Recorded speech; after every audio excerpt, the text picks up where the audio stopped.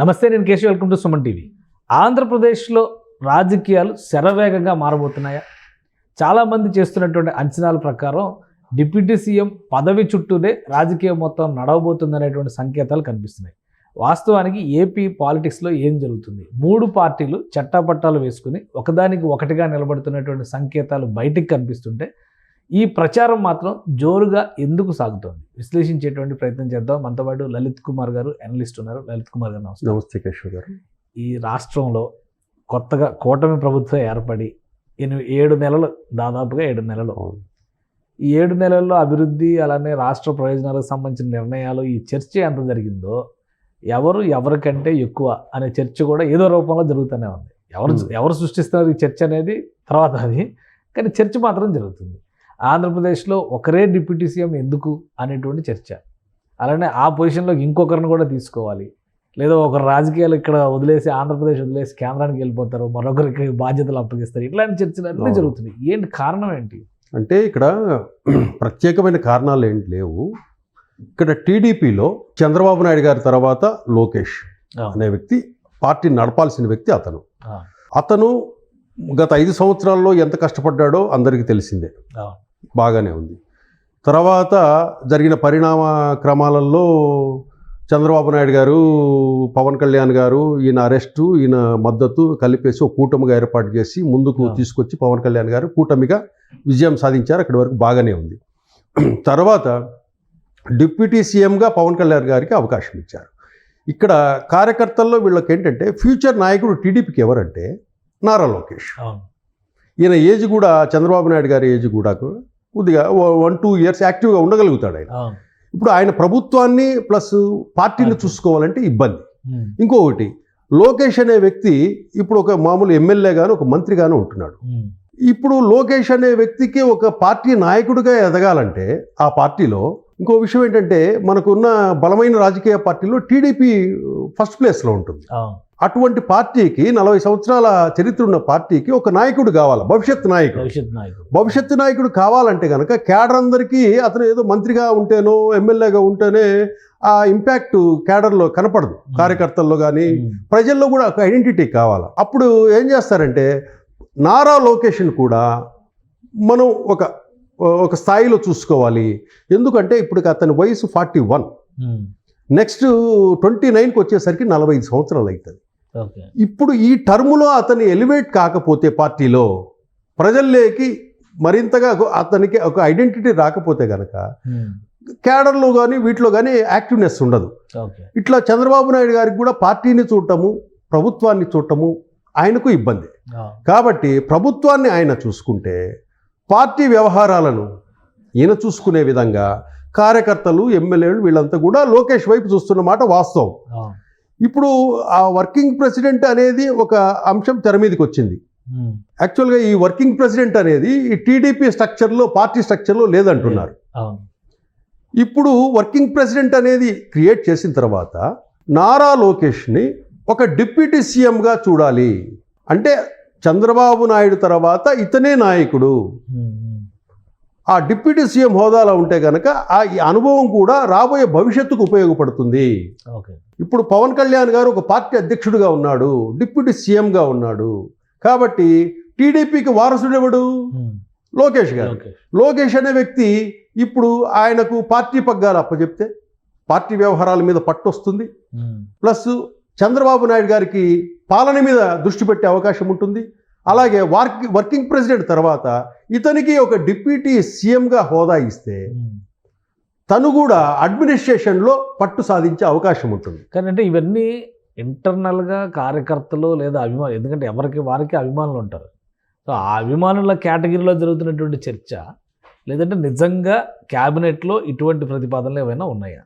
అంటే ఎప్పుడు కూడా ఒకవేళ క్యాబినెట్లో చర్చలు లేకపోయినా కూడా బయట కార్యకర్తల్లో వచ్చే ఫీడ్బ్యాక్ని తీసుకొని, ప్రజల్లో వచ్చే చర్చని ఫీడ్బ్యాక్ తీసుకొని అతని భవిష్యత్తును కూడా చంద్రబాబు నాయుడు చూస్తాడు కదా.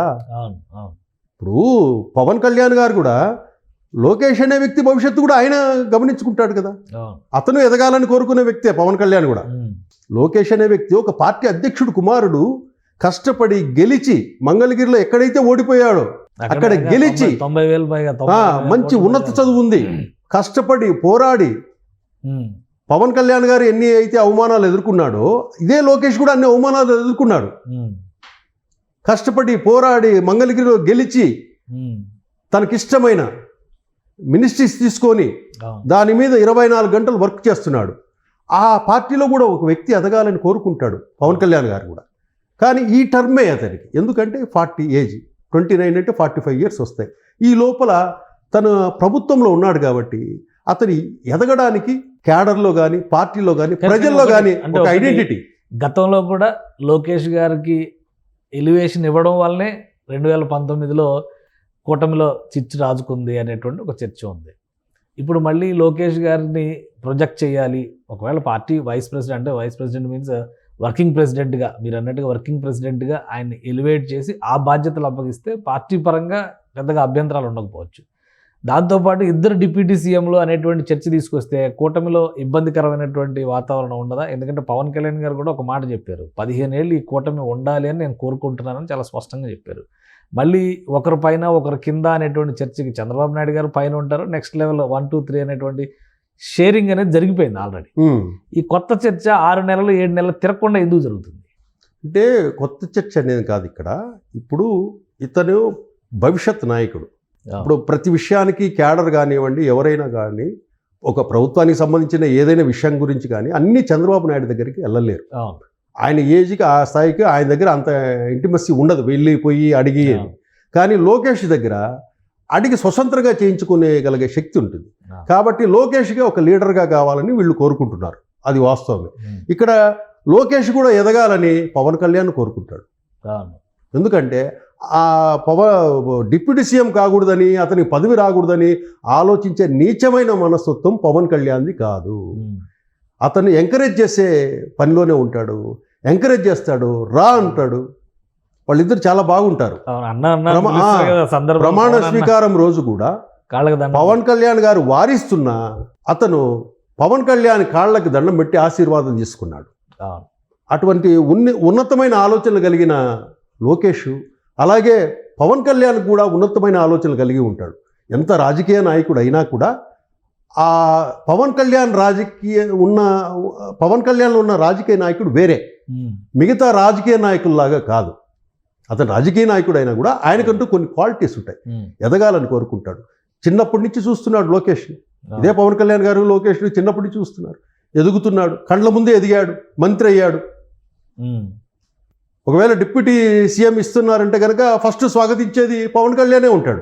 ఒకే ఇంట్లో వారసత్వం, ఒకే ఇంట్లో 2 పదవులు 3 పదవులు, ఈ చర్చలన్నిటికీ మరి ఇబ్బందికరమైనటువంటి పరిస్థితి రాదా కూటమి? ఒకటి ఇంకోటి ఏంటంటే కూటమిలో కీలకమైనటువంటి భాగస్వామి బీజేపీ.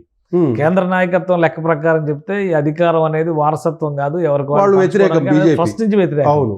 ఈ ఇష్యూ మీద 2019లో గ్యాప్స్ ఒక రకంగా వచ్చినాయి అనేది ప్రధానమంత్రి గారు ఇక్కడికి వచ్చినప్పుడు స్పీచ్లు కానీ, బీజేపీకి ఇక్కడ పలికినటువంటి సత్కారాలు కానీ ఇవన్నీ చూస్తే మనకు అర్థమవుతుంది. మళ్ళీ ఇంకోసారి అదే తేనె తుట్టిని కదుపుతున్నారా? వారసత్వం అని నీ ప్రతిభను నేను చంపేయడం ఎంతవరకు కరెక్ట్? ఇప్పుడు తన భవిష్యత్ అంతా రాజకీయాల వెంటే నడుస్తున్నాడు లోకేష్. కేవలం వారసత్వం పేరుతో అతన్ని నిర్వీర్యం చేయాలన్నా మనం? ఎవరైనా పార్టీకి ఎవరైనా పనిచేసేవాడు కావాలి. ఇప్పుడు టీడీపీ పార్టీకి పనిచేసే ప్రెసిడెంట్ ఎవరండి? పల్లా శ్రీనివాసు ఒక బీసీ కాదా? మిగతా కమిటీలన్నీ చూడండి, రాష్ట్ర స్థాయిలోనూ ప్లస్ డిస్ట్రిక్ట్ లెవెల్లో కమిటీస్ ఎస్సీ ఎస్టీ మైనారిటీ వర్గాలకు సంబంధించి అన్నీ ఈక్వల్గా ఉంటాయి. అట్లని చెప్పేసి ఒక కుటుంబంలో ఒక వ్యక్తి ఆ ప్రొఫెషన్ ఎంచుకున్నాడు, పాలిటిక్స్ని, అతనికి ఆ ప్రతిభ ఉంది, టాలెంట్ ఉంది. మీరు వారసత్వం పేరుతో మనం చంపేయలేం కదా. ఇప్పుడు తెలంగాణ ఉంది, తెలంగాణలో 4 ఉన్నారు, కేసీఆర్, కేటీఆర్, కవిత, హరీష్ రావు, 4 పనిచేసేవాళ్ళే, 4 టాలెంటెడ్ పర్సన్సే. అట్లని చెప్పేసి వారసత్వం పేరుతో వీళ్ళందరి భవిష్యత్తును మనం నిర్వీర్యం చేయలేం కదా. ఎలక్షన్స్ లో కేసీఆర్ గారి ఎవరు కూడా ప్రూవ్ చేసుకోవాలి. ఈవెన్ లోకేష్ అయినా కూడా ప్రూవ్ చేసుకున్నాడు కాబట్టి ఈరోజు మంత్రి పదవి తీసుకున్నాడు. కాబట్టి అతనిలో టాలెంట్ ఉంది. అతని టాలెంట్ ఉంది కాబట్టి కేవలము చంద్రబాబు నాయుడు కొడుకు అని చెప్పేసి అతని భవిష్యత్తు లేకుండా మనం చేయాలనుకోవడం అది దుర్మార్గమైన చర్య. అట్లాగే పవన్ కళ్యాణ్ గారు ఉన్నారు. పవన్ కళ్యాణ్ గారితో పాటు వాళ్ళన్న నాగబాబు గారు కష్టపడి పార్టీ కోసం తిరిగాడు, పార్టీ ఉన్నతి కష్టపడ్డాడు. ఈరోజు అతనికి కూడా పార్టీలో ప్రభుత్వంలో ఒక పోస్ట్ ఇస్తున్నారు అని చెప్పి కూడా ఉన్నారు. అధికారికంగా ప్రకటించారు అది. ప్రకటించారు. అంటే ఎవరైనా కూడా వారసత్వం మన కుటుంబంలో కానీ బయట వాళ్ళు కానీ ఎవరు కష్టపడినా కూడా వాళ్లకు మనం సాయం అందించాల్సిందే, పైకి తీసుకురాని చెయ్యి అందించాల్సిందే. కాబట్టి అటువంటి చర్చ ఏముండదు ఇక్కడ. అదే గనక ఒకవేళ లోకేష్ అన్ఫిట్ అయితే గనక ప్రజలే తిరస్కరించేవాళ్ళు కదా. మొన్న అంత మెజార్టీ ఎంతో గెలిపించారు మంగళగిరిలో, ఒక చోట ఓడిపోయాడు మొన్న, అంతకు ముందు ఓడిపోయాడు. అదే కాన్స్టిట్యున్సీలో అంత మెజారిటీతో గెలిపించారంటే అక్కడ ప్రజల మన్ననలు ఎంత పొంది ఉంటాడు అతను చిత్తశుద్ధిని వాళ్ళంతా యాక్సెప్ట్ చేసినట్లే కదా. అటువంటి వ్యక్తిని వారసత్వం పేరుతో మనం కిల్ చేయడం అనేది తప్పు. అటువంటి పని, ఆ చర్చ అనేది రాదు. ఎవరు కూడా ఏ వారసత్వం ఉన్నా కూడా టాలెంట్ ఉంటేనే సినిమాల్లో కానీ రాజకీయాల్లో కానీ వాళ్ళు ప్రూవ్ చేసుకుంటేనే ఎదుగుతారు. తర్వాత ఎంత సీఎం కొడుకులైనా, ఇప్పుడు మన దగ్గర సీఎం కొడుకులు ఉన్నారండి, చాలా మంది. ఎంతమంది సీఎంలు అయ్యారండి? ఇదే జగన్మోహన్ రెడ్డి సీఎం కావడానికి ఎంత కష్టపడ్డాడు. వాళ్ళ నాన్న సీఎంగా ఉన్నా కూడా తను సీఎం కావడానికి రోడ్ల వెంటనే కొన్ని వేల కిలోమీటర్లు తిరిగాడు. తిరిగి తిరిగి తిరిగి సాధించాడు. తర్వాత వచ్చిన రిజల్ట్స్ దాని గురించి అది పక్కన పెట్టేద్దాం. ఎట్లయినా సాధించుకున్నాడు ఆయన. అంత కష్టపడ్డాడు కాబట్టి ప్రజలు అతనికి లాస్ట్ టైం 151 ఇచ్చారు, ఒక అవకాశం ఇచ్చారు. అతను దాన్ని సద్వినియోగం చేసుకోలేదు. ఇదే లోకేష్ ఇప్పుడు కష్టపడి ఎమ్మెల్యే అయ్యాడు, మంత్రి అయ్యాడు కాబట్టి వాళ్ళది ఆ పార్టీకి సంబంధించిన వారసుడు కాబట్టి ఆ వారసుడికి ఈ టైంలో ఒక క్రియేషన్, ఒక ఎలివేషన్, ఒక ఉన్నతమైన, ఇప్పుడు ఆల్రెడీ జాతీయ ప్రధాన కార్యదర్శిగా ఉన్నాడు. అది పెద్ద పోస్టు, పెద్ద పోస్ట్, 2 టర్ములు ఉన్నట్లు అది పెద్ద పోస్టు. కానీ కార్యకర్తలు, ఎమ్మెల్యేలు, వీళ్ళంతా ప్రజలంతా ఏం చేస్తారంటే ఒక ఉన్నత స్థానంలో చూడాలి లోకేష్ను. అంటే కనుక ఒక వర్కింగ్ ప్రెసిడెంట్గా వాళ్ళ నాన్న చూసుకోలేడు కాబట్టి, పాలన చూసుకోలేడు, పార్టీని అంటే ఇప్పుడు మంత్రివర్గ మార్పులు ఉంటాయి. ఇందాక మీరు అన్నట్టుగా నాగబాబు గారి ఎంట్రీ ఉంది సంక్రాంతి తర్వాత అంటున్నారు. సో ఈ మార్పుల్లో భాగంగానే ఈ పదవుల పంపిణీ కూడా జరుగుతుందా? మీ లెక్క ప్రకారం ఏంటి, డిప్యూటీ సీఎంలు ఇద్దరు ఉండేటువంటి అవకాశం ఉంటుందా ఆంధ్రప్రదేశ్కి? ఉండొచ్చు. అంటే ఫస్ట్ డిప్యూటీ సీఎం అంటే ఫస్ట్ ఇతన్ని, ఇప్పుడు పవన్ కళ్యాణ్ గారు ఒక పార్టీ అధ్యక్షుడిగా ఉన్నారు. లోకేష్ను ఏ విధంగా చేసే ప్రాసెస్ ఉంటుందంటే నాకు తెలిసి ఇతన్ని ఫస్ట్ వర్కింగ్ ప్రెసిడెంట్ చేయాలి. వర్కింగ్ ప్రెసిడెంట్ ప్రాసెస్ వాళ్ళ దగ్గర లేదు కాబట్టి వాళ్ళు బైలాస్ మళ్ళీ దాన్ని మార్పులు చేర్పులు చేసుకునేసి working president, national working president అని ఒక పోస్టును క్రియేట్ చేసిన తర్వాత అందరూ కలిసి వర్కింగ్ ప్రెసిడెంట్గా ఆయన ఎన్నుకుంటారు. ఎన్నుకున్న తర్వాత అతను డిప్యూటీ సీఎం అయ్యేదానికి ఈజీ వే ఉంటుంది. ఎందుకంటే ఇక్కడ డిప్యూటీ సీఎం ఒక పార్టీ అధ్యక్షుడు, ఇక్కడే ఇంకొక డిప్యూటీ సీఎం ఒక పార్టీకి సంబంధించిన వర్కింగ్ ప్రెసిడెంట్గా ఉంటాడు కాబట్టి ఆ హోదా కలిసి వస్తుంది లోకేష్ అనేసి మనం అనుకోవాలి. ఓకే. సో ఈ మార్పులు జరగడం వెనుక అంతర్గతంగా పార్టీలో చర్చ జరుగుతుందా, లేదంటే కొన్ని మీడియా సంస్థలు పదే ఈ టాపిక్ను డిస్కషన్లో పెడుతున్నాయి? లేదండి, ఇందులో కూడా ఒక కుట్ర ఉందని ప్రచారం. లేదు, రాంగ్ ఇన్ఫర్మేషను. ఇక్కడ ఏంటంటే ఆయనకు ఒక ఏజ్ వచ్చింది, కొంచెం పరిణితి వచ్చింది లోకేష్కి. తను కష్టపడ్డాడు, 5 ఏళ్ళు కష్టపడ్డాడు, ప్రూవ్ చేసుకున్నాడు, ఒక ఎమ్మెల్యేగా గెలిచి వచ్చాడు. అతనికి భవిష్యత్తు ఆ పార్టీలోనే. ఈ 5 సంవత్సరాల అధికారంలో ఉంటారు కాబట్టి ఆయనకు కావలసినంత ఎలివేషను ఆయన ఒక నాయకుడిగా ప్రజెంట్ చేయాలి కదా. ప్రజలకు ప్రజెంట్ చేయాలి, కార్యకర్తలకు ప్రజెంట్ చేయాలి, ఎమ్మెల్యేలకు ప్రజెంట్ చేయాలి కదా. కాబట్టి ఆయనకు ఒక హోదా ఇచ్చేస్తే కనుక జనం ఏం చూస్తారు, అతను ఒక డిప్యూటీ సీఎంగా అతన్ని చూస్తారు. తర్వాత వాళ్ళ నాన్న తదనంతరం అతను ఒక నాయకుడిగా ఎదిగే అవకాశం ఉంటుంది. అది ఇప్పటి నుంచే మొదలు పెట్టాలి. ఎందుకంటే 41 ఇయర్స్ వచ్చాయి. ఈ టైంలో నిర్ణయం తీసుకోవాలి. జరుగుతుంది డిస్కషన్. అంటే అతను ఒక నాయకుడే తయారు చేయాలి. అది పార్టీ ఏ యాంగిల్లో కానివ్వండి, పార్టీలో ప్రజలకు అతను ఒక నాయకుడు అనే విధంగా అతను కూడా 24 గంటల్లో దాదాపు నాకు తెలిసి ఒక 16-18 గంటలు పనిచేస్తున్నాడు లోకేష్. వాళ్ళ నాన్న దగ్గర నుంచి నేర్చుకున్నాడేమో కానీ ఆ సిస్టమ్ ఇప్పటికీ ఫాలో అవుతుంది. చంద్రబాబు నాయుడు గారు కూడా 18 గంటలు పనిచేసేవాడు. కాబట్టి ఆ సిస్టంలో వస్తున్నాడు, నిరంతరం వర్క్లోనే ఉంటాడు. అట్లాగే పవన్ కళ్యాణ్ గారు నిరంతరం వర్క్లోనే ఉంటున్నాడు ఆయన కూడా. కాబట్టి డిప్యూటీ సీఎంగా లొకేషన్ చేస్తున్నారంటే ఫస్ట్ అప్రిషియేట్ చేసేది, స్వాగతించేది పవన్ కళ్యాణ్ అని చెప్పి గుర్తించాలి మనం. Right. Thank you Lalit Kumar గారు విశ్లేషణ అందించినందుకు. ఇది ఒక అంతర్గత చర్చ జరుగుతుంది కూటమిలో ఉన్నటువంటి పార్టీల మధ్య. ముఖ్యంగా తెలుగుదేశం పార్టీలో చాలామంది నాయకులు, కార్యకర్తలు భవిష్యత్తులో నారా లోకేష్ పాత్ర ఏ విధంగా ఉండాలి అనేటువంటి అంశం పైన విస్తృతమైన చర్చ లేవదీసినట్టుగా తెలుస్తుందని లలిత్ గారు విశ్లేషిస్తున్నారు. అలానే కూటమి ప్రభుత్వంలో మార్పులు చేర్పులు జరిగేటువంటి క్రమంలో నారా లోకేష్ని డిప్యూటీ సీఎంగా ఎలివేట్ చేయాలంటే ముందుగా పార్టీలో ఉండేటువంటి స్ట్రక్చర్లోనే కొన్ని మార్పులు చేయాల్సినటువంటి అవసరం ఉందని ఆయన విశ్లేషిస్తున్నారు. పార్టీ వర్కింగ్ ప్రెసిడెంట్గా అయిన తర్వాత తదుపరి దశలో డిప్యూటీ సీఎం హోదా లేదా డిప్యూటీ సీఎం పదవి ఇచ్చే అవకాశాలు ఉండడానికి ఎక్కువ ఛాన్సెస్ ఉన్నాయని విశ్లేషిస్తున్నారు లలిత్ గారు. ఇది special discussion. Keep watching. Suman టీవీలో మీ పర్సనల్ అండ్ బిజినెస్ ప్రమోషన్స్ కోసం కింది నెంబర్కి కాంటాక్ట్ చేయండి.